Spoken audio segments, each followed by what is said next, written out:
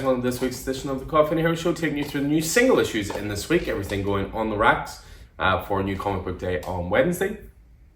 Pull lists are of course organised and ready for collection. By and large, everything was sweet this week. Graphic novels aside, you may have heard my little rant on our video previous to this one. But they are apparently coming in today or tomorrow, so Diamond have actually been good enough to realise their mistake and send stuff out expedited mail. So fingers crossed they'll be in today. If so, we'll certainly let you know through the usual social media channels. But we'll jump into the single issues this week. We'll kick things off with DC. We're approaching the end of Absolute Power and Absolute Power Task Force 7.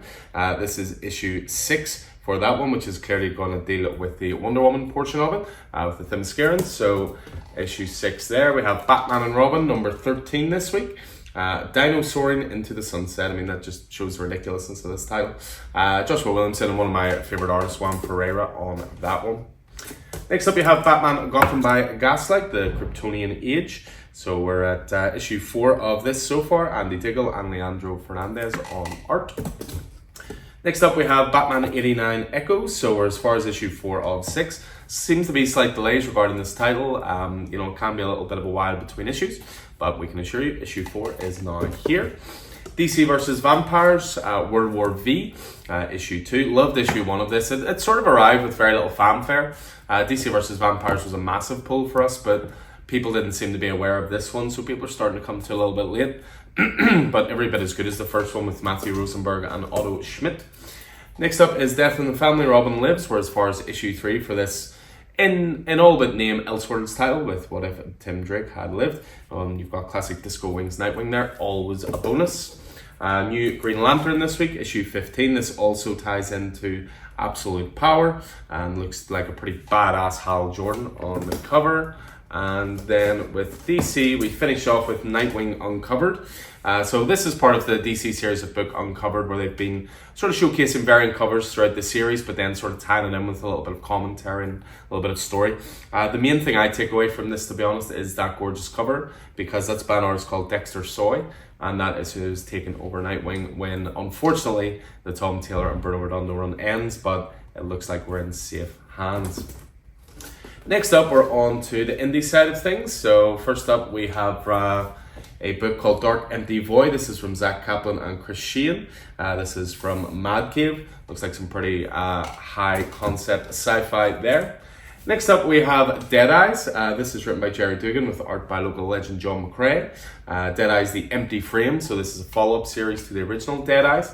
And it's to do with a bit of a master thief slash on the streets thug. It's really, really good, actually. Really, really good stuff. Next up, we have Department of Truth, which reaches issue 25. From what I understand, the most recent one they've been working on is the Kennedy assassination. So issue 25, slightly oversized issue this week. We have Disney Villains, Cruella de Vil. We continue to get these in. It's nice to have that all ages title. Nice to have that Disney box in store and top it up with stuff in there. Speaking of all ages, we have Garfield, number 2 of 4. I Hate Mondays, you just can't beat a bit of classic Garfield. Next up is Geiger. So Jeff Johns, Gary Frank continuing on in their post-apocalyptic tale. Issue 6 here. I mean, the Ghost Machine stuff has been absolutely wonderful. I read Rook Exodus number 5 last night. Absolutely adore that title. Geiger has been very, very strong. Redcoat's been very, very strong. And there's some cool looking upcoming ones as well. So again, highly recommend jumping into the Ghost Machine universe. Godzilla title up next, you have Godzilla Here There Be Dragons 2, Son of Giants. We're as far as issue 3 of that one. Speaking of Godzilla, we have Godzilla vs. Mighty Morphin Power Rangers 2. We're as far now as issue 5 for this series. Next up from Dynamite is Johnny Quest. So issue 1 came out a few weeks back there. We're now moving on to issue 2. Love the covers of these. Very pulpy, very all ages adventure. So can't go wrong with that. First issue of this was awesome, Prodigy Slaves of Mars. This is continuing on Mark Miller's book with art by Stefano Landini. Continuing on about the smartest, most driven man in the world. And that's another sequel series there.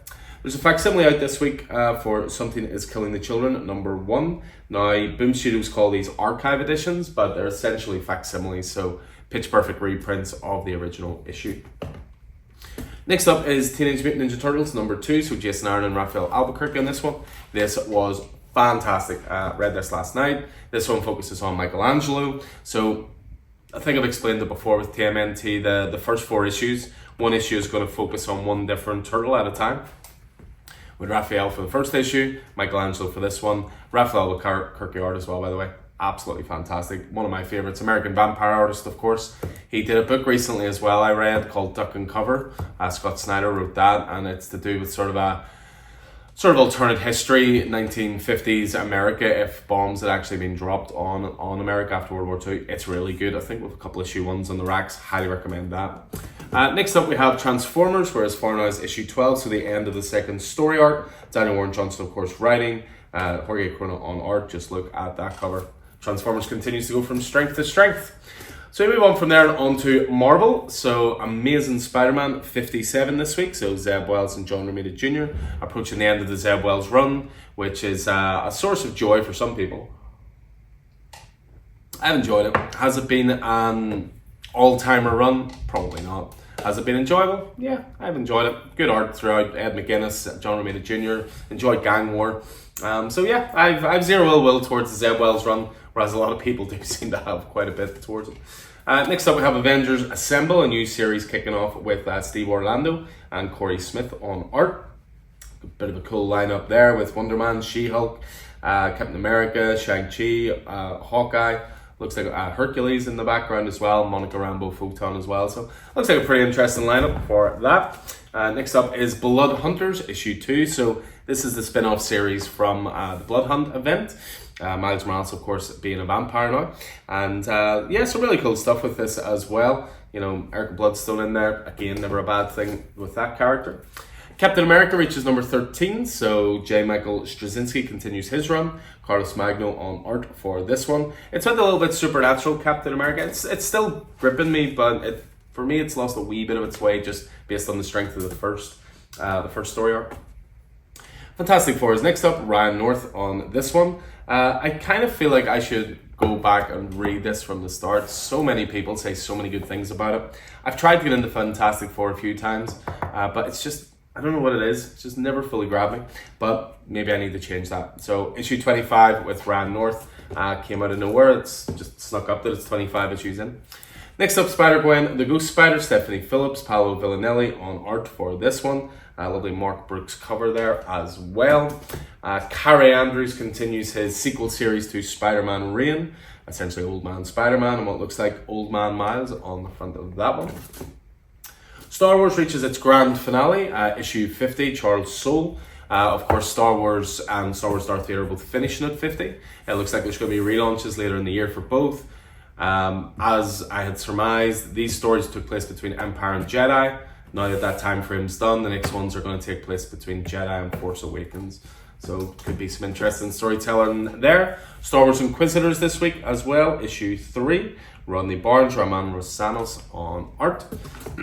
Our ultimate title this week is Ultimate Black Panther. So Brian Hill, Stefano Caselli on that. I've really enjoyed Ultimate Black Panther so far. It's been a little bit of the black sheep of the Ultimate titles. It's our lowest pull of any of the Ultimate titles, which surprises me because it's really, really good.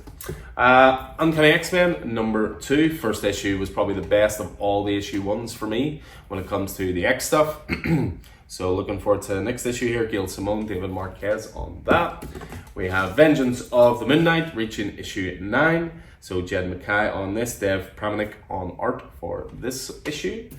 A few Venom War bits and pieces now. You have Venom, first of all, issue 37, Torun Grombach and Cafu. Continuing on with Venom, and of course a tie-in to Venom War. We have Venom War Carnage and Venom War Wolverine. So 2 different tie-in books this week. With Carnage, Torun Grombach, Pere Perez on that one, and Tim Seeley and Tony Flex on Wolverine. Some issues that should have came last week but only came this week. What if Donald Duck became the Mighty Thor? Again, continuing on these fun sort of what ifs utilizing Disney characters. And then undoubtedly the biggest issue of the week for Marvel. I read it last night. It was awesome. He's back to being a feral hunter. Wolverine number 1. So Saladin Ahmed writing, Martin Coccolo on art. Beautiful looking book. Really well written. Oversized number 1. Little bit of Nightcrawler in there as well. Fantastic stuff.